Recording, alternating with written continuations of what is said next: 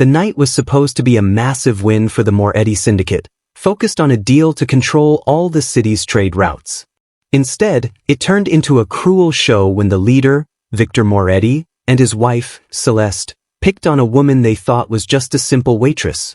In front of the city's richest guests and laughing associates, they mocked her for being a nobody, and Victor ultimately poured a pitcher of water over her head to put her in her place. What they did not realize was that the woman standing there in the wet uniform was Zariah Voss, the secret Mafia boss who actually runs the entire city. Zariah Voss entered the gala with her hair neatly styled back and wearing a simple black blouse, looking exactly like the kind of worker rich people ignore because they do not seem important. Even though she was the most powerful person in the room, she was met with immediate prejudice. The guard at the door treated her like she was just catering, and guests moved their expensive bags away as if she might steal them. While the room celebrated the new $800 million deal, Zariah stayed quiet, observing the smug smiles and casual cruelty of the Morettis.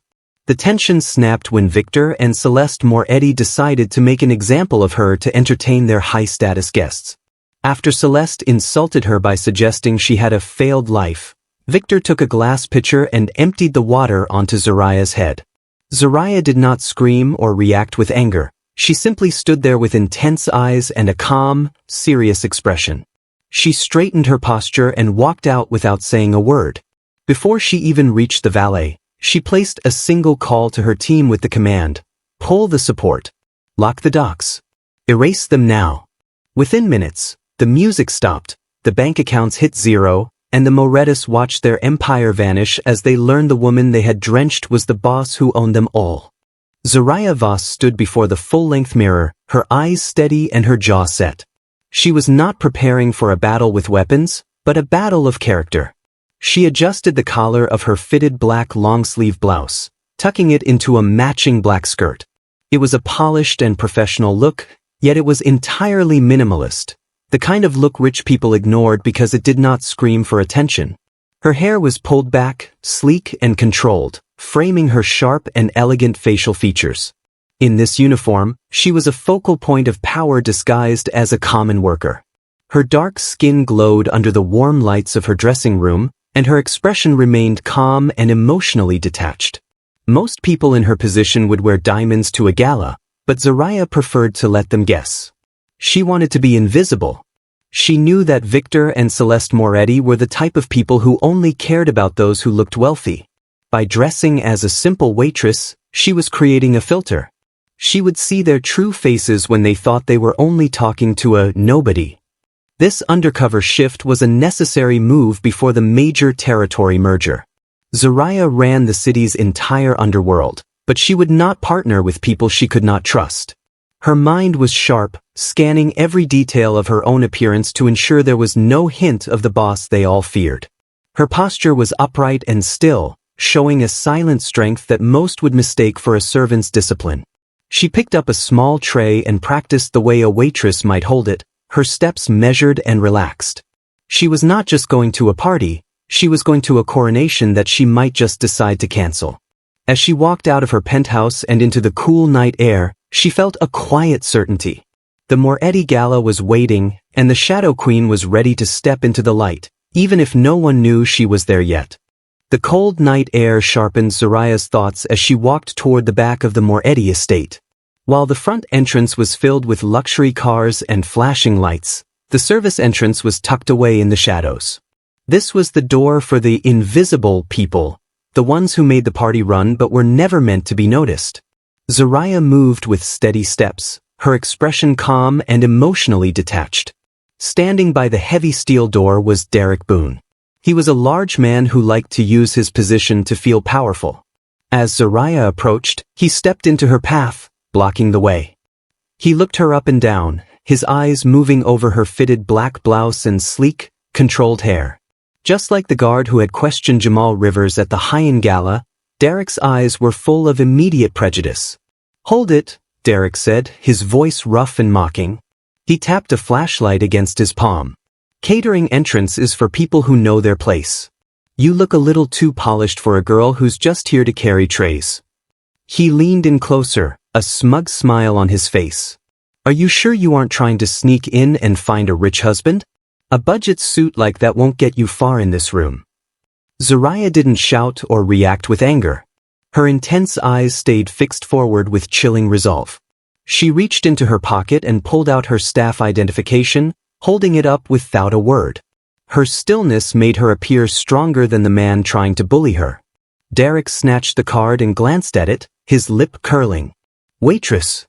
Just as I thought. He handed the card back, letting it drop slightly so she had to catch it. Try to remember you're a ghost tonight. Don't speak unless you're spoken to, and try not to get any of that waitress energy on the guests. He stepped aside, pulling the door open with a loud scrape. Go on. The Morettis don't like to be kept waiting by the help. Zariah took her card and walked past him, her posture upright and composed. She didn't need to explain herself. As the door closed behind her, the sounds of the string quartet and the smell of expensive wine filled the hallway. Derek Boone had seen a uniform, but he had completely missed the woman wearing it. He had just let the secret boss of the entire city through the back door. Zariah walked through the bustling hallway, carrying a tray of crystal glasses toward the main ballroom. The smell of expensive perfume and aged steak filled the air, a scent that always followed the rich and greedy. She kept her eyes steady and her jaw set, moving with a calm and serious expression that did not reveal a single thought. To the laughing guests in their tailored suits, she was completely invisible in her fitted black blouse and sleek, controlled hair. As she turned a corner near the VIP lounge, she saw a man standing by a marble pillar. It was Harold Whitmore, her secret insider. Harold was dressed in a high-end suit, looking like every other wealthy guest, but he was actually Zariah's mole. He was there to help her dismantle the Moretti empire from the inside. When he looked up and saw Zariah, his face went pale and his eyes widened in shock. He was terrified to see the most powerful woman in the city dressed like a common servant. Harold's hand began to shake, and he almost dropped his glass. He started to step toward her, his lips moving as if he were about to whisper her name. Zariah didn't flinch or show any sign of fear. She stared straight ahead with intense eyes that acted as a silent warning to stay back. She gave him a tiny, chillingly stoic nod, a command to keep his mouth shut and his head down. Her posture remained upright and composed, showing a silent strength that Harold knew all too well. Harold quickly turned his head away, his heart racing. He was sweating as he watched Zariah move through the crowd, hands relaxed and steps measured. He knew that the man who owned the city was currently being treated like a ghost by people who were about to lose everything. He realized that Zariah wasn't just hiding, she was using her minimalist, professional appearance to see who would treat her with respect and who would treat her like nothing. Zariah didn't need to shout to show she was the boss. Her stillness in the face of mockery was more powerful than any weapon. Zariah walked into the center of the ballroom, where the most powerful people in the city were gathered. She was carrying a tray of expensive champagne, her posture upright and still despite the heavy weight. Her expression was calm and emotionally detached, making her a powerful contrast to the loud, laughing guests around her. She moved like a ghost, invisible to those who only cared about money and fame. She reached a group of women standing near the stage. In the middle was Celeste Moretti, the wife of the rival syndicate leader. Celeste was wearing a gold dress that sparkled under the crystal lights, and her lips were painted in a sharp red line. When Zariah stepped forward to offer a drink, Celeste didn't look at the champagne. Instead, she looked Zariah up and down with a cruel smirk. "Look at this one," Celeste said, her voice loud enough for everyone nearby to hear. She pointed at Zariah's fitted black long-sleeve blouse and simple black skirt. "She's trying so hard to look professional with this minimalist style. But we all know what it really is." The other women in the group laughed, leaning in to join the mockery. Celeste stepped closer, her eyes full of casual cruelty. "This isn't a style choice, sweetie. It's a sign of a failed life. You wear this because you have nothing else. No jewels, no status, just a plain uniform for a plain person." Zariah didn't flinch. Her intense eyes stared straight ahead, her face remaining serious and composed. She felt the sting of the words, but she didn't let it show. To Celeste, she was just a waitress who had failed at life. But Zariah knew the truth. She was the one observing, gathering data on the people who thought they were royalty. "She's like a shadow," one of the guests whispered, laughing behind her hand. "So still. It's almost creepy." Celeste reached out and flicked the fabric of Zariah's sleeve with a look of disgust. "Go back to the kitchen where you belong. You're ruining the vibe of my gala with your minimalist poverty."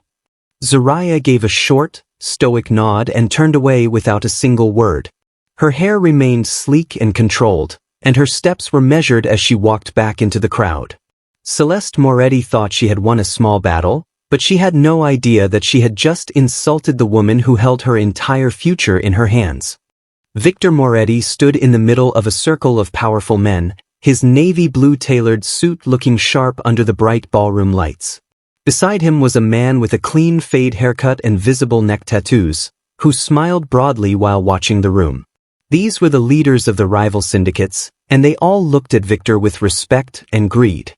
Victor raised his glass, his facial expression full of smug confidence and casual cruelty. He was at the height of his power, or so he thought.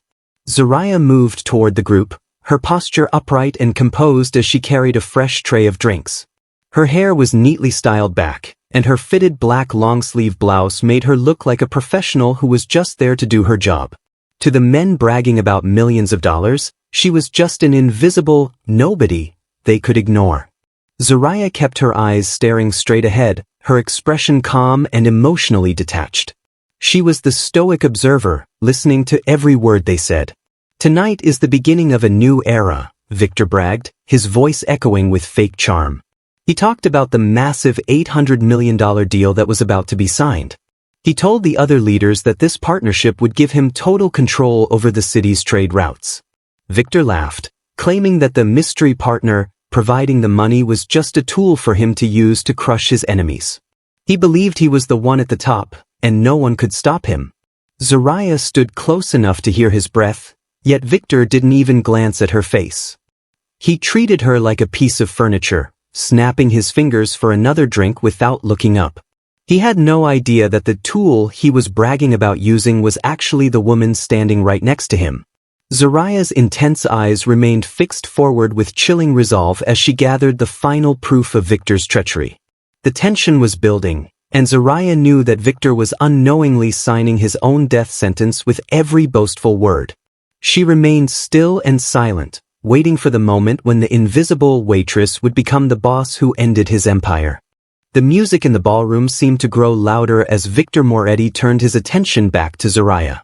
He was a well-groomed, handsome man with styled dark hair and a confident smile that hid his casual cruelty. He stood to Zariah's left, wearing a sharp navy blue tailored suit that cost more than most people earned in a year.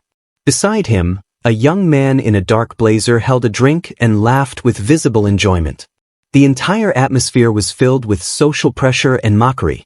"You've been hovering around like a shadow all night," Victor said, his voice dripping with dominance. He reached for a glass pitcher filled with ice-cold water.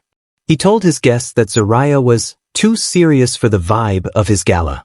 He wanted to put her in her place to entertain the elite crowd. Victor tilted the pitcher over Zariah's head. The water splashed dramatically upward as it hit her, pouring down her face and soaking her fitted black long-sleeve blouse. In front of her, an Asian-looking man with a clean fade and neck tattoos smiled broadly, appearing entertained and confident. To her right, a bald man and another guest in a dark blazer laughed hard, their mouths open as they leaned toward the group. Zariah did not flinch. She stood perfectly upright, still and composed despite the cold water dripping from her hair. Her hair, which was neatly styled back and sleek, was now drenched, but her posture remained upright and strong. Her expression was calm, serious, and emotionally detached. While the group of amused and confident men pointed and mocked her, Zariah's intense eyes remained fixed forward with chilling resolve. The contrast was powerful. She was one isolated, calm woman standing against a crowd of cruel bullies. To the guests, she looked like a victim of a mean joke. But Zariah's stillness made her appear stronger than everyone else in the room. She was not showing frustration, she was showing resilience.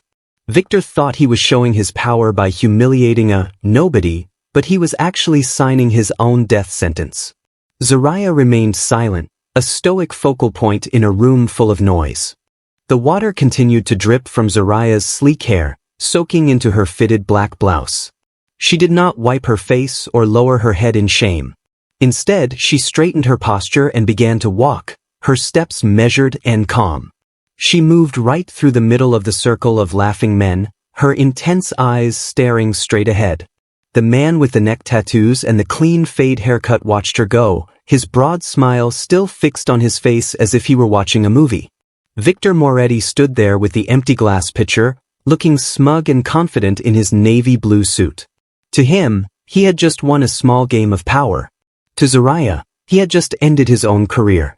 The room was full of noise, the sounds of the string quartet, the clinking of glasses, and the cruel laughter of the guests. But as Zariah moved, a small circle of silence seemed to follow her. She appeared stronger than the bullies precisely because she remained so still and composed. She did not need to shout to show she was the one in control. She passed the bald man and the guests in dark blazers without a single glance, her expression remaining emotionally detached. She was no longer just a waitress, she was the shadow queen walking out on a world she was about to destroy.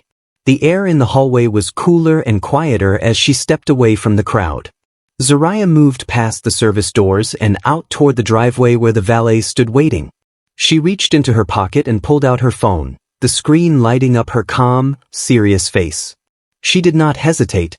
She tapped a single number, and her team answered immediately. "Pull the support," Zariah said, her voice low and chillingly steady. "Lock the docks. Erase them now." She ended the call without any emotion. Behind her, the lights of the Moretti estate spilled across the pavement, but the music inside suddenly cut mid-note. The first tremor of the fallout had begun, and the rivals who had drenched her in water were about to find out that the bill for their disrespect had just arrived. Inside the ballroom, the music died suddenly, leaving a heavy, awkward silence where the laughter had been just moments before. Graham Sterling, the host of the gala, stood near the stage with a microphone in his hand, his professional smile frozen and confused. He looked toward the tech booth, expecting a simple mistake, but the main display screens behind him began to flicker. Instead of the golden Moretti Syndicate logo, the giant screens turned a deep, alarming red. Graham's face shifted from confusion to pure panic as a man hurried through the tables to whisper into his ear. He went pale, his hand trembling as he heard the news. Across the room, Victor Moretti was still standing with his smug confidence, his navy blue suit looking sharp under the lights. But the laughter stopped when every executive in the circle began to check their phones at the exact same time. "What is going on?" Victor demanded, his voice echoing over the low chatter of the guests. He reached into his pocket, but his own screen was already filled with red alerts. Every trade route tied to the Moretti Syndicate was being seized, and every bank account had been frozen. It wasn't just a glitch, it was a total system crash. The high-status guests who had been mocking the waitress just minutes ago were now backing away, their faces full of fear as they realized their investments were vanishing. Graham tapped the microphone, but his voice cracked as he tried to speak. "The merger, it has been terminated," he whispered to the crowd. The room erupted in frantic waves of conversation. Victor looked around like the air had been sucked out of the room.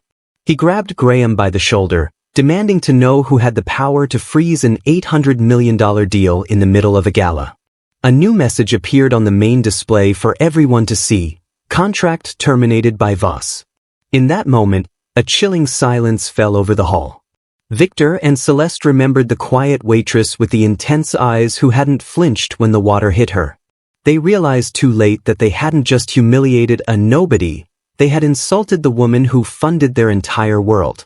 The Moretti empire was cracking in real time, and the bill for their arrogance had finally arrived.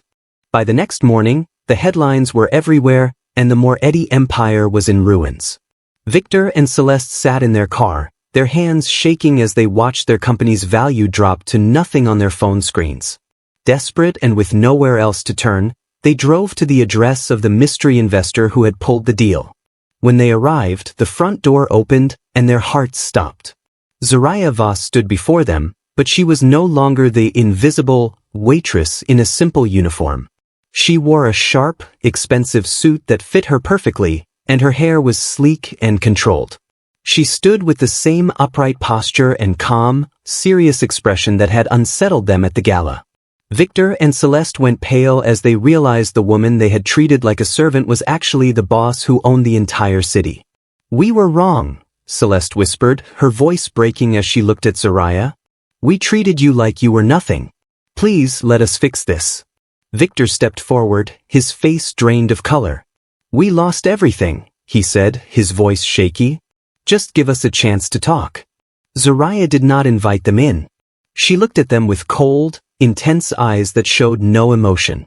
Her voice was soft but firm as she told them that they hadn't lost their empire that morning.